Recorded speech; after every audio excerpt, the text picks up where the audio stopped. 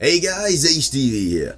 Now, as we all know, shiny hunting is one of the coolest mechanics in most of the Pokemon games. And of course, Pokemon Let's Go Pikachu and Pokemon Let's Go Eevee do not disappoint. The combo method is one of the most fun and interactive shiny hunting methods that we've ever seen. Now, shiny hunting is difficult, for the most part. I mean, it's difficult to try and get those odds in your favor and see some sparkles on your screen.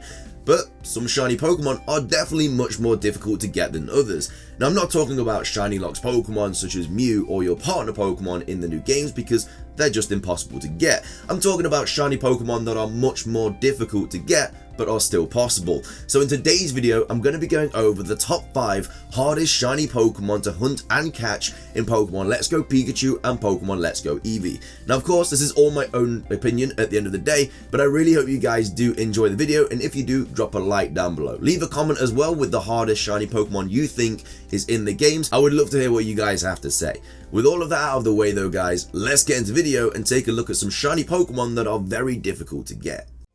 So starting things off and claiming the number 5 spot in today's top 5 video is pretty much any rare Pokemon in the game. If you don't know what a rare Pokemon is, it's basically a spawn that only happens if you combo other Pokemon. Now don't get me wrong, there is a very slim chance of them spawning anyway, but that is like less than a 1%. Usually what you have to do is combo another Pokemon to get these to spawn. I'm talking about Bulbasaur, Charmander, Squirtle, Mr. Mime, Chansey, all of those Pokemon that you only see when you start comboing things. Now, why is this such a difficult hunt? Well, if you are going to combo this Pokemon, you have to combo that, and literally the only way to get them to spawn is to combo another Pokemon. So let's take Bulbasaur for example in Viridian Forest. You combo a Weedle a bunch of times until Bulbasaur spawns, and then you catch the Bulbasaur. Of course, you're now on the Bulbasaur combo, but Bulbasaur still will take a very long time to appear because the odds of it appearing are just so low. Once you get to a combo of about 11 for Bulbasaur, it will start appearing more frequently, but of course still quite a low chance. It's not until you get to in the 20s where they start spawning constantly, and then of course when you get to that 31 combo is when you have the best odds. Of course, having a lowdown is essential for these Pokemon to spawn because they're just that difficult. But that's even not the hardest part. The hardest part is the fact that only one of these rare Pokemon spawn at a time. So in Viridian Forest, there will always only ever be one Bulbasaur. Now that's difficult if your odds are say 1 in 300 or whatever, with only one Bulbasaur appearing at every single time instead of like 5 Weedles or something. So what you actually have to do for an easy tactic is just to keep running into that Bulbasaur so it despawns, so another one will respawn straight away, so you don't have to wait like the full 10 seconds for that Bulbasaur to despawn. Anyway, these rare Pokemon are very difficult to get in the wild as shinies, which is why they do claim the number 5 spot in today's top 5 video. Coming up next and claiming the number 4 spot in today's top 5 video is another rare spawn, but for me it seems to spawn a lot less frequently than the other rare spawns. I'm talking about Kangaskhan.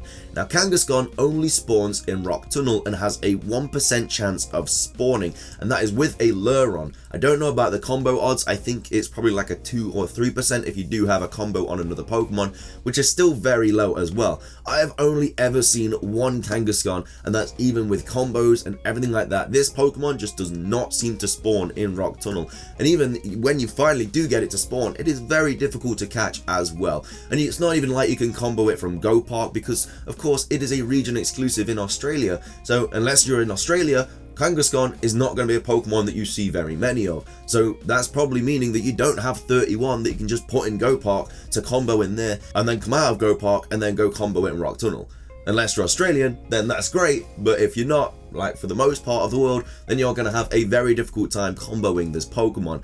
I actually don't even have a Kangaskhan in Pokemon Go, so when I do shiny hunt Kangaskhan, it is gonna be a very difficult time, and I'm not looking forward to it at all.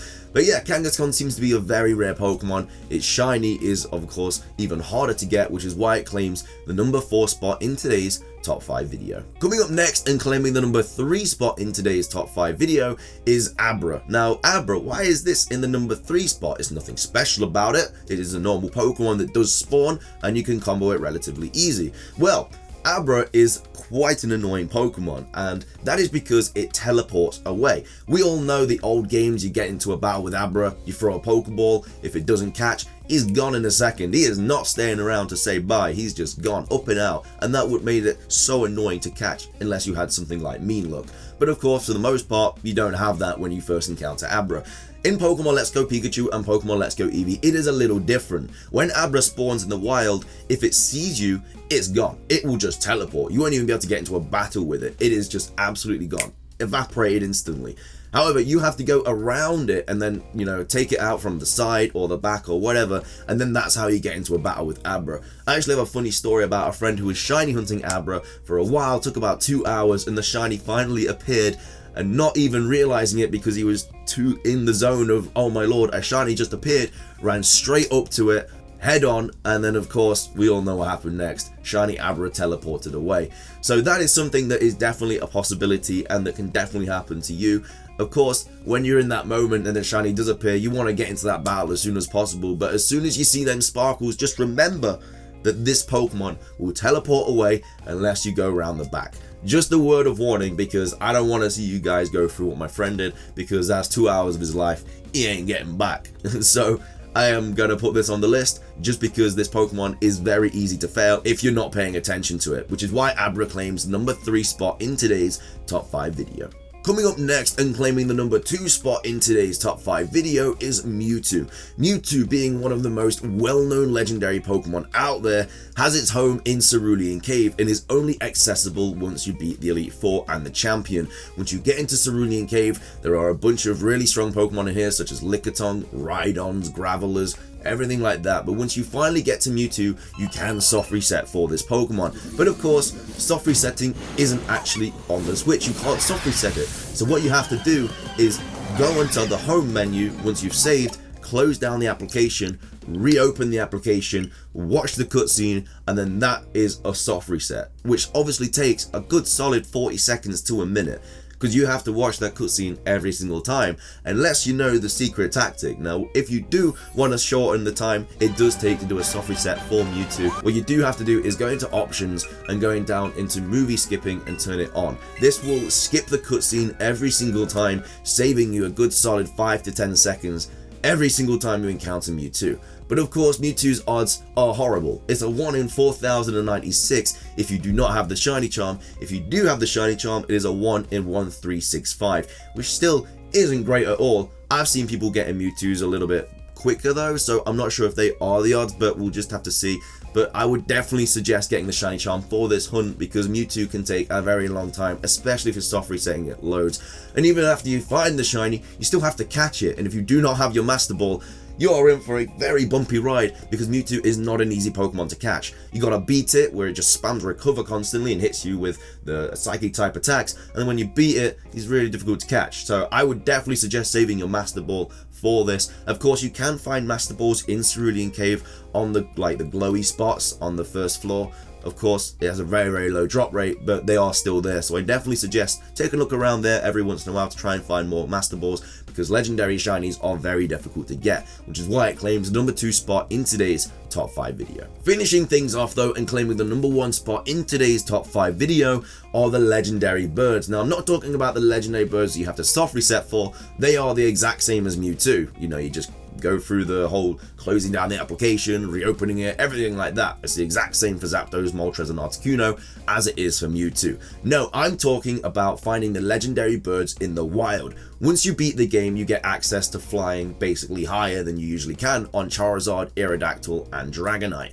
And this allows Pokemon that fly in the sky to spawn, such as Pidgeys, Spearows, Pharaohs, Pidgeotos, and of course Dragonites and Charizards when you start comboing. But that is not it. You can also find in the wild legendary Pokemon such as Moltres, Articuno, and Zapdos. Please note that these only spawned once you actually have caught them, so you're going to have to go and catch Moltres, Articuno, and Zapdos in the Seafoam Islands, the Power Plant, and Victory Road in order to get them to spawn in the wild. But once they do start spawning in the wild, you can actually combo them. But the part of this that is so difficult is they have such a small chance of appearing. Comboing them is near impossible. They have such a low chance of spawning in the wild. I think it's like a 0.5% or something like that. That finding one and then finding another 30 after it, after catching every single one as well, because you have to catch them all. You're basically having to catch 31 legendary Pokemon in a row without them fleeing to have the max odds of finding one of these as a shiny. But that is just going to be such a difficult task. It's pretty much not even worth it. I would much rather soft reset for these, because catching 31 in a row, getting them to spawn, you're going to be there for days and weeks and months. It's going to take so long. And imagine if you get to a combo of 30 and then it runs away. You're going to absolutely hate the game and probably never play it again. I know I would anyway, because that would just be the nail in the coffin and the worst thing to happen. But that is why I do believe the legendary birds in the wild are the hardest Pokemon to shiny hunt in Pokemon Let's Go Pikachu and Pokemon Let's Go Eevee. But with that, it does wrap up today's video. I really hope you guys enjoyed it as much as I did making it. If you did enjoy, drop a like down below. I really do appreciate it. Leave a comment as well with the hardest shiny Pokemon you do believe is in the Pokemon Let's Go games. I'll be really happy to see what you guys come up with. I have a couple of the videos coming onto your screen in a second, so be sure to give them a watch if you do have the time. And also subscribe if you're brand new, because I do daily Pokemon content and streams on this channel. With all of that out of the way though, guys, thank you so much for watching. Have an amazing rest of your day. Enjoy your weekend, and until next time, peace.